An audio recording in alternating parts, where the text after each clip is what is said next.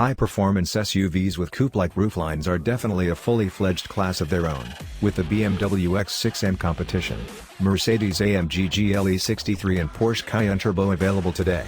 All boast a dash of additional style over traditionally shaped SUVs, not to mention heaps of power and punched-up handling capabilities. The newcomer in this class is the Audi RS-Q8, a performance curve so well honed it now holds the production SUV lap record of 7 minutes, 42.2 seconds around Germany's Nürburgring. What does the Audi's Nürburgring lap record mean? To car dorks it means bragging rights. For everyone else, not much. But this basic tale of the tape is something people of all automotive knowledge bases will likely understand. The heart and soul of this achievement is the RS-Q8's engine, a 4.0-liter twin-turbocharged V8 shoving out 591 horsepower and 590 pound-feet of torque, with the latter having your back from 2,200 to 4,500 revolutions per minute. Channeling power to all of the RS-Q8's wheels is an 8-speed automatic transmission, allowing this SUV to reach 60 miles per hour in just 3.7 seconds, on its way to a top speed of 190 miles per hour. Note: this top speed is only unlocked if you spring for the upgraded carbon ceramic brakes. All things considered, those are bonkers stats. But you know what? The BMW, Mercedes and Porsche all replicate that 0 to 60 mile per hour time. In the real world, the Audi's drivetrain surprisingly doesn't behave like an angry, hyperactive brute. From a dig, the RS-Q8 doesn't launch with crazy gusto. Instead, it smoothly gets out of the hole, pulls strong to the engine's 6,750 revolutions per minute redline and rattles off seamless, well-timed gear changes. If you aren't paying close attention, it's easy to get well past posted speed limits on surface streets, thanks to the progressive throttle tuning and low gurgle from the exhaust. You get civilized aggression from the powertrain. The RS-Q8 is never loud, shouty or harsh when going about its business, though I wish it were a bit more raw and loud in dynamic mode. Continuing the smooth theme, technological bits like a 48-volt mild hybrid system and cylinder deactivation go unnoticed. There's no wonkiness in the brake pedal, and you'd be hard-pressed to tell when the V8 is running on some or all of its cylinders. Those efforts contribute to EPA estimated 13 miles per gallon city and 19 miles per gallon highway ratings, putting the RS-Q8 on par with the rest of its competitive set. I observed 13.1 miles per gallon during a week of testing. From a performance standpoint, the RS-Q8's handling chops are its most impressive attribute. To help this 5,490-pounder hustler harder, it's got a rear-biased all-wheel drive system, torque vectoring rear differential, air suspension, all-wheel steering, active anti-roll bars and upgraded 23-inch Y-spoke wheels with 295/35 series tires. 22 inches come standard. Put the Audi Drive Select system into its dynamic setting and the RS-Q8 hunkers down and hangs on tight around clover leaf on ramps. Credit the tires' big ol' contact patches and all the performance features technological wizardry for all the grip and composure this crossover exhibits when driven hard. Getting the RS-Q8 sloppy on the street requires caning it way harder than you responsibly should. Instilling even more confidence behind the wheel are the aforementioned carbon ceramic brakes.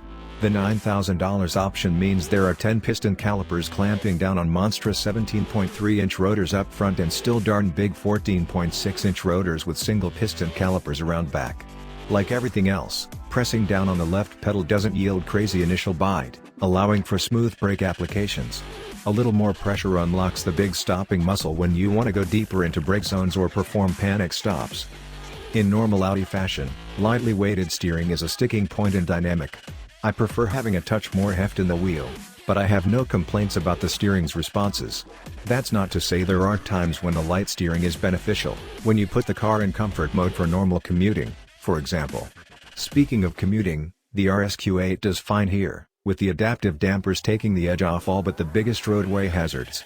In addition to the great grip they provide, the big Continental tires deserve kudos for their lack of noise rolling down the road. This RS-Q8 painted Daytona Gray Pearl with its extra optional styling goodies is certainly a looker. The changes to the RS over standard Q8 models aren't super drastic, with more aggressive bumpers, honeycomb grille inserts, oval exhaust tips and slicker wheels. Add in a generous carbon fiber diet on the front lip, grille surround, mirror caps, tailgate trim and rear bumper valance, and blacked out details sprinkled about give the RS-Q8 a low-key, but still sinister vibe. Head inside the RS-Q8 and the design is simplistic with lots of straight lines. The front seats offer lots of support to hold riders in place with RS honeycomb accent stitching on the inserts. These chairs offer a massage function with 7 different kneading patterns that I love. Build quality in this Audi is first-rate with lots of high-end materials placed throughout the cabin, like Alcantara on the headliner and door panels, matte carbon fiber dash trim and leather-wrapped and stitched surfaces for most of the big panels. If you're worried about the faster roofline cutting into second-row headroom, don't be, because there's still sufficient space for normal adults. Cargo room also isn't too shabby with a healthy 30.5 cubic feet on offer that grows to 60.7 cubic feet with the back seats folded. Taking care of infotainment in the RSQ8 is Audi's MMI touch response system that is simply stellar. The dual touchscreen setup has an 8.6-inch display on the bottom for climate function controls and a 10.1-inch display up top for things like the Rockin' 17-speaker Bang & Olufsen audio setup, navigation with Google Maps symmetry, phone functions and a Wi-Fi hotspot. It's all intuitive to work through, offering quick responses to inputs and haptic feedback to let you know a command has been entered. The clean center console layout is void of many hard controls, but it does retain a traditional volume knob, which is a very good thing. On the driver assist technology front, all RSQ8s get standard forward collision warning with automatic emergency braking, blind spot monitoring, rear cross traffic alert, a 360-degree camera and auto high beams. A $1,750 driver assistance package adds a few more tricks to this Audi's arsenal like a great adaptive cruise control system, lane keep assist, traffic sign recognition and a head-up display. This test car is a well-kitted out RSQ8. It's got the aforementioned $9,000 carbon ceramic brakes, $4,500 carbon fiber exterior bits, $2,950 black outside trim and bigger wheels, $1,750 driver assistance package, $595 paint job and $4,800 worth of interior extras. On top of all that, it also has a $750 towing package enabling it to pull 7,700 pounds.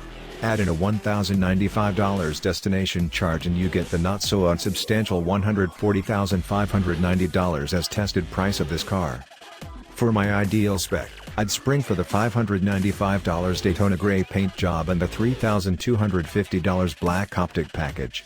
On the inside I need the massaging seats that are part of the $3,150 luxury package that also requires you to equip the $2,000 executive package that gets me soft close doors, the head-up display and acoustic glass.